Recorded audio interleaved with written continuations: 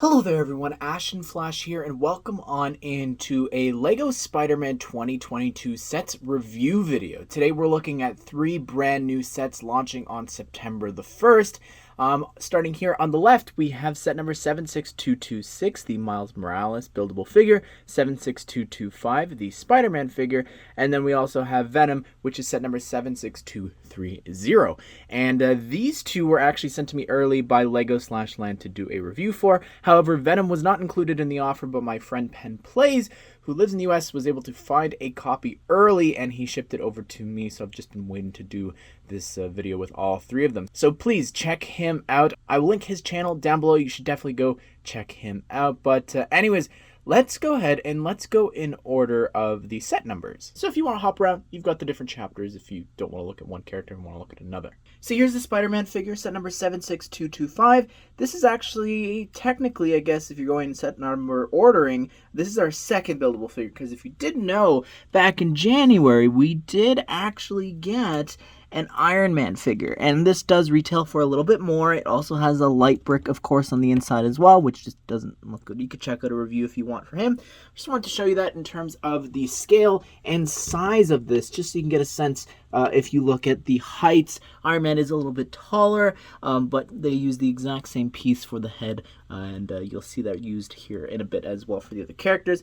Just thought I'd show you that. So here's the Spider-Man figure, and I also didn't mention this when I was just looking at the comparison, but Iron Man actually had a ton of stickers. All 3 of the figures you're going to see are all prints, so I think that is a plus, and I think that's something to consider with the prices and all that. But this is definitely my favorite of the 3. I think that you also get the most prints out of any of them here, and I think it looks really great. Honestly, I think the shaping of him is honestly pretty good. You've got a lot of articulation here. This is the sort of the posability here. I'll talk about those pieces in a second, but you can't really lift the legs too high, like to do a flip or a kick or something like that.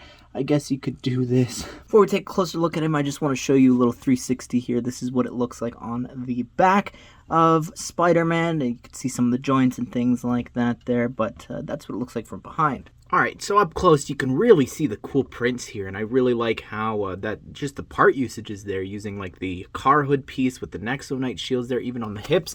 You can actually turn it a bit, and that gives you a little bit of posability there as well, so you could pose Spider-Man. The head does have a lot of articulation, but depending on how you have it, like, it looks pretty bad when you see it that way, but I think that looks really good. What I love about this specifically is the parts. They're actually recolored here. The new pieces that were introduced with Iron Man, they're actually in blue and red throughout this thing. So I think that's incredible, but then it makes me question, like, if I were to spin this around here on the back, you could see some of the parts, and it's like, well, down here we've got a red piece, but up here you're using gray, and it's like, why not make it blue? Or even if it was red, it looks so much better than gray, and I don't know. Like, I love parts of this thing, and again, I think the front definitely looks great. The back is very lacking. Like, you'll see with Venom, it's much cooler, but I don't know what that, I guess that's meant to be the Spider-Man symbol or something. I don't really know. I do like this piece here that is used for the top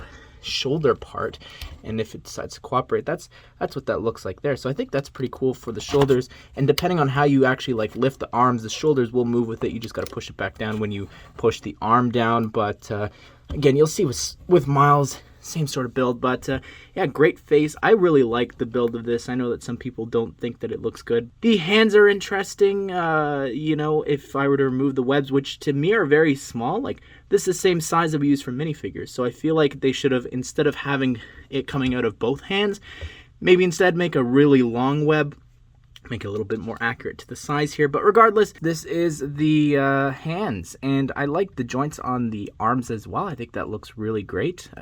Again, the arms are great on Spidey, and the wrists here got a lot of grays and dark gray, so it doesn't look too good. I guess that could be the web shooter, but yeah, it you know, could definitely use, I think, another finger. Okay, moving on here to the other hand. very similar build, just a different build for the webs. But this is where Spidey shines above the other two figures, because it's got printed pieces there for the webs continuing down. Looks great.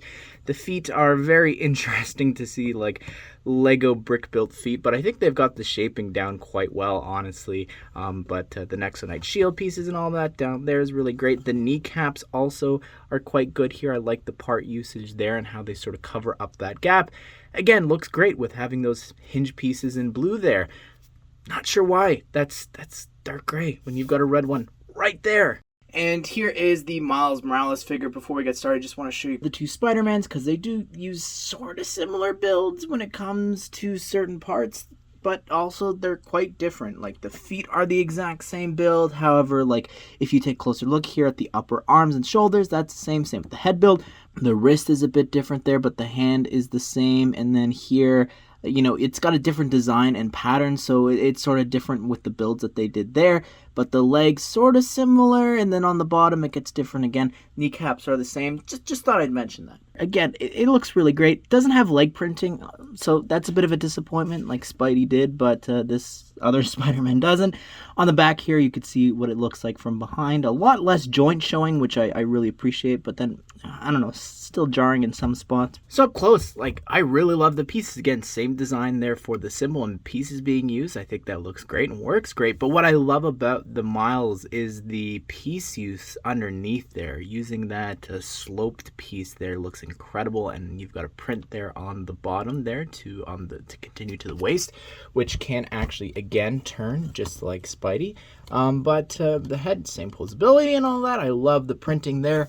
It is on black, so the white looks a little bluey, but it's still okay. Again, shoulder pieces, all that. The arm builds are very, very similar, except it's got some Nexonite shield pieces there, right there. And the webs, they're actually in the trans blue, which was introduced, I think, with his mech, with Miles' mech. So that's really cool.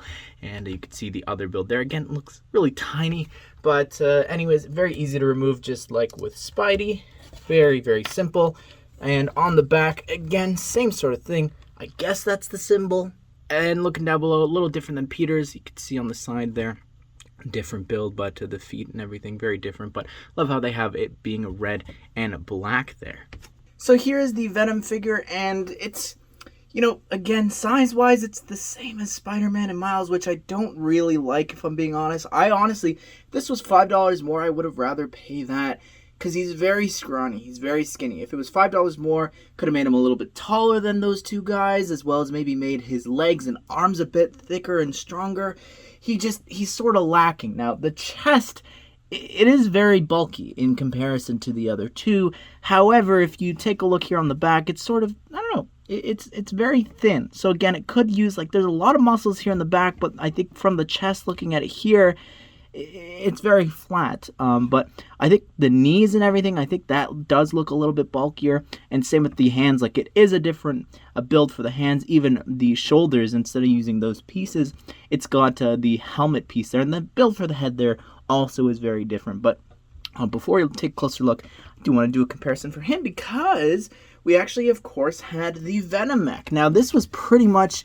it did come with another vehicle in the set, but in terms of the build, that's what I want. Like, the bulkiness of those knees and the arms, and even just all the little symbiote tendrils coming out from it, I think is so much better. I also think that the white claws is really cool too on that one. I think the head build is definitely better here, but and the fact all that's prints, you've got some stickers over there. But just thought I'd show you that in comparison.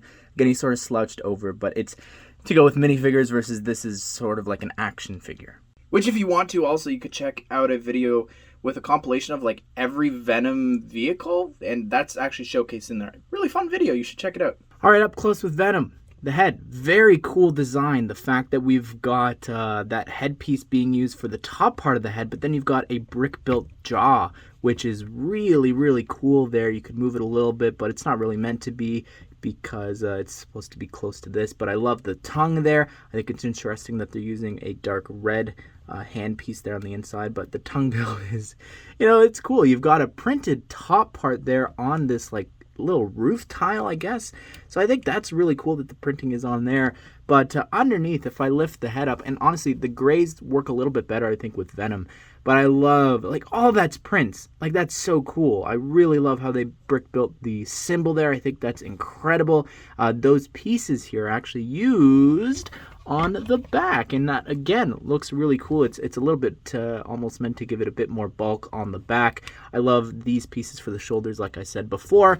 But underneath as well, I just want to show you, you've got a little bit of white underneath, like in the armpit section, but the build for the hands are very creepy as well.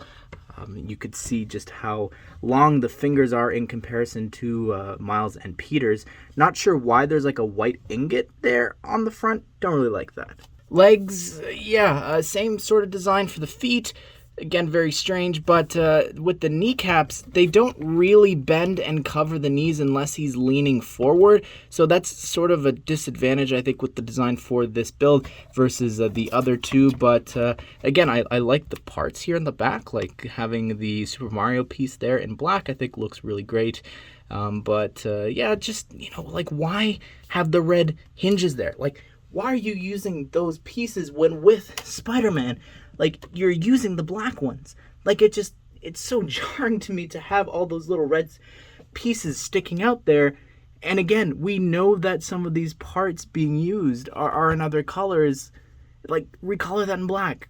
It would be great. Why are you using light grays there? Those pieces exist in black. I get that, like, you know, for building-wise, building the instructions and all that, it looks better if it's a different color, but the final product, I think, is more important than the building experience if it's too confusing. Take your time in the instructions then. So there you have it, everyone. That is my review of the 3 Spider-Man buildable characters. You know, it's a very interesting idea that LEGO has done this year. I'm not sure how well Iron Man did back in January, but, you know, these are pretty perfectly timed with, like, hype starting to build soon for the Spider-Man sequel for the video game, and also Across the Spider-Verse was supposed to come out. So, you know, these would have done quite well, I think, if that movie still came out, and they'll still be on shelves when the movie comes out. But regardless, I do think these are better than Iron Man. I wish that they were just a little better. You know, I had all my little nitpicks with each of them, but overall, I think they're fine. It's just the time and space and the theme and the print cost and all that, because every theme has an allocated budget. You know, this could have gone to getting leg printing for someone else, or just these should have been other sets, because I feel like this year's really lacking, which has been a complaint since January. So love to hear your thoughts, though. What do you think of these 3? Which one's your favorite? Which one's your least favorite? Who would you like to see in the future? If you want, you could check out my review of Iron Man. Also, we did get the buildable Groot here. I'll link that as well, and that Venom video I mentioned earlier. And again, special thanks to my friend PenPlays, linked down below, and Lego/Land for providing the other 2 builds. But I hope you guys did enjoy the video. Hope you all have a great day. We'll see you all in the next one.